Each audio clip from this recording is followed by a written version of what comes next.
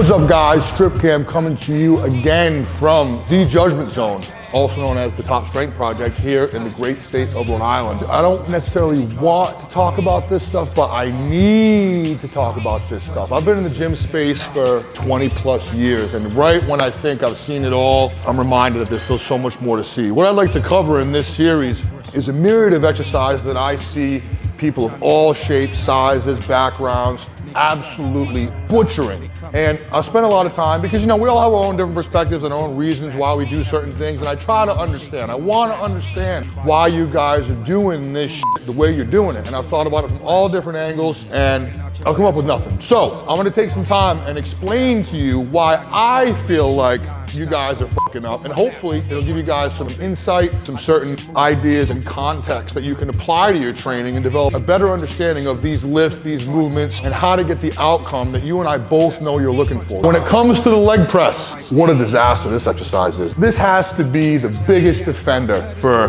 guys to, like, you know, scratch their alpha male itch, you know, get every plate on the gym on the leg press and do these half reps with their feet on the very, very top of the platform, barely reaching any semblance of degrees of flexion and extension, and the joints involved, the knees, the hips, these little half reps.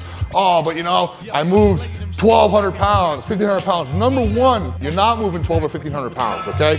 1,200 to 1,500 pounds loaded on a leg press is on a 45 degrees. So if you have 1,200 pounds of raw weight on that leg press, newsflash, bro, you're not lifting 1,200, you're lifting about a fraction of it, okay? If you can leg press 1,200, how come you only squat 3? Think about it. There's an issue there. What is the issue? I'll tell you what the issue is. Number one, your foot position. With your feet high, I'm not saying this is necessarily wrong, but when your feet are high on the leg press, when you bury it, let's say you actually get full range. Let's say your feet are high on the leg press and you lower your knees all the way to the chest.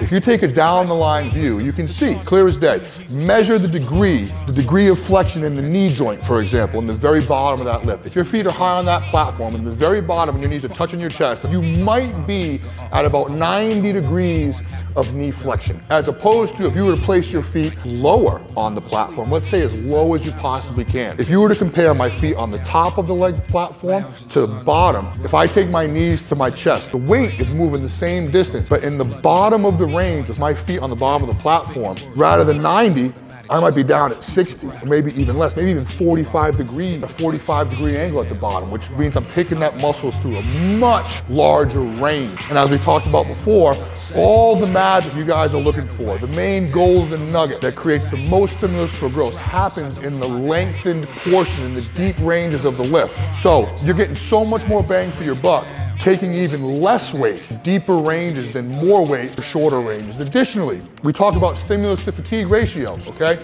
You got 8, 9, 10 biscuits on and you're doing half reps. Even if you're doing half reps, never mind full reps, the amount of fatigue, the amount of systemic fatigue that creates is exponentially higher than perhaps taking a bit less weight through deeper ranges. I'm getting so much more stimulus to the target tissue with less load, accumulating dramatically less fatigue. So guess what? After a brutal leg session, full range, you're gonna be able to train legs again in 2, 3, 4 days rather than being all fucked up for a week. You come back in for your back session or your chest or your shoulder session after your leg session, you're gonna feel like dog shit. That workout's ruined, then your next workout's ruined. So why not cut the weight back a little bit, take it through full ranges, get a much better target stimulus on the muscle you're trying to grow, and live to see another day. I can tell you anecdotally from my own experience as someone who's dealt with a myriad of injuries, chronic pain, tendonitis, things like that, when I do half reps with heavier weight or even the same weight as full reps, basically I feel it so much more in my joint tissue, half repping reps,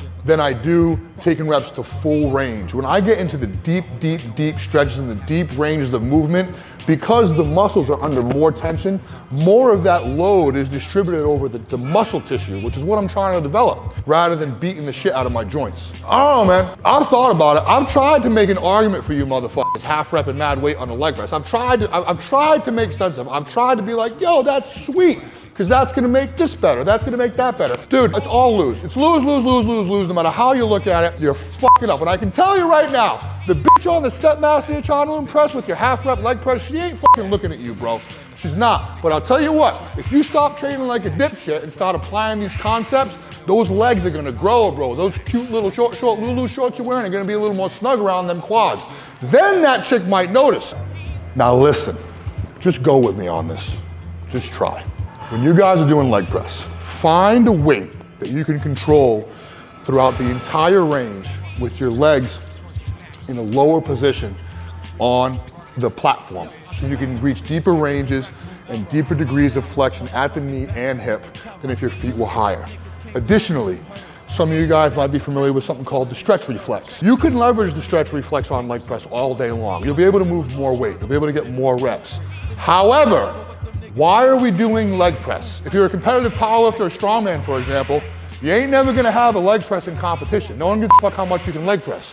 You're doing the leg press as an accessory movement to leverage the constraints and the stability of the machine to move a ton of weight and build the leg muscles to be able to squat more, to be able to deadlift more. So I'm not interested in the stretch reflex on the leg press. Granted, I can move more weight, but we talked about stimulus to fatigue ratio.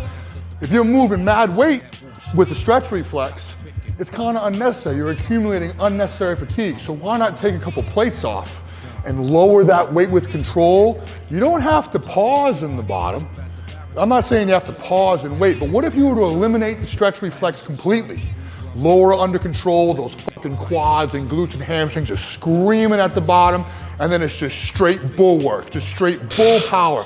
Bring it down, nice under control. You could bring it down and bounce out of the bottom, sweet, or you could bring it down lower, lower, lower.